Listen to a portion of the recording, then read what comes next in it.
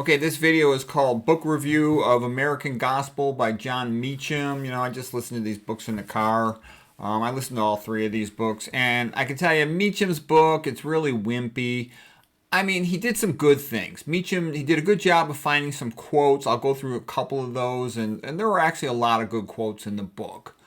But, I didn't make sense until I figured out how old he is. He's young. He's only about 54 years old. So a little rule of thumb I'll give you for writers, usually the young ones, especially the modern ones that have anything to do whatsoever with the university system, they're usually a bunch of lightweights and wimps. The reason is the university system has a very controlled, narrow, conformist way of talking and doing things, and anything outside of that's not allowed, or they lose their jobs or get in trouble. So in general, anything written by somebody associated with universities, it's usually going to stink. So it was okay, but it wasn't really that good. This is a really good book. Jefferson Lies. This is one of my favorite books on the Founding Fathers, okay? This was a great book by David Barton. If you just want, if you haven't studied much yet about the Founding Fathers, I've read a whole bunch of books about them. I think this is a good one to start. This is the best one to get started. Bill O'Reilly and Martin Dugard. Martin Dugard actually did most of the work. Bill O'Reilly's a big entertainer, though, and, he's good. I like him, but this is very entertaining. This is the most full of adventure and excitement and drama. So that's the best book to read if you want to get a sense of what happened during that time and you haven't read much about it in a long time. If you actually know a lot about it and you want a sophisticated analysis, this is the best book, Jefferson's Lies. I thought that was great. This is just sort of a wimpy modernist type book or something, but he still had a few good quotes that I liked. Okay, Meacham made the distinction between civic religion, this was supposed to be, or civil religion that is largely controlled by the ruler, whatever they say, kind of like Henry VIII was in charge of the Anglican Church in England.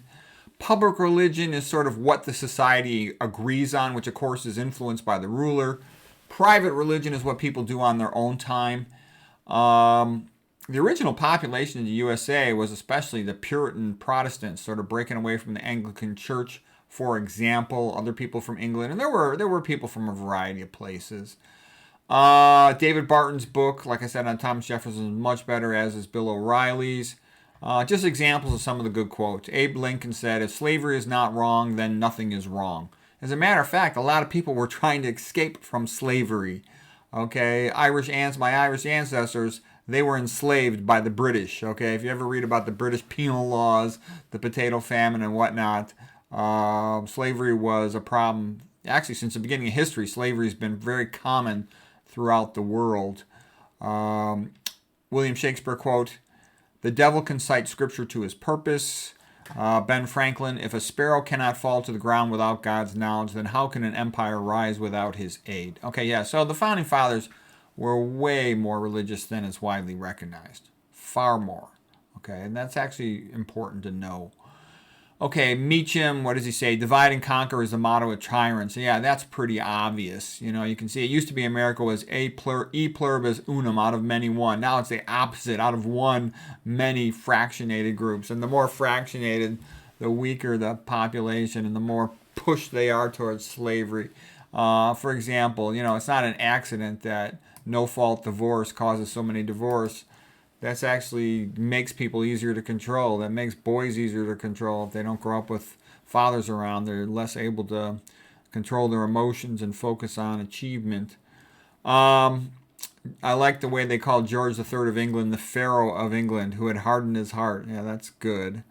I think he distorts the concept of separation of church and state, which, going back to Thomas Jefferson, was mostly a point of let the people worship whoever they wanted to and not be forced to become Anglicans, for example, as they used to be in early America before 1776. A Benjamin Rush quote is a pretty good one. "Religion is essential for morality. In all of Greek and Roman history and my experience, I have never seen an irreligious man who was not a rascal." There's a lot of truth in that statement. So anyways, I just mentioned it because I read it recently. If you're interested in the Revolutionary War, the Founding Fathers, and it's new to you, I say start with O'Reilly. If you read a lot about it, David Barton's book's much better. So, anyways, That's it. Hope that's all.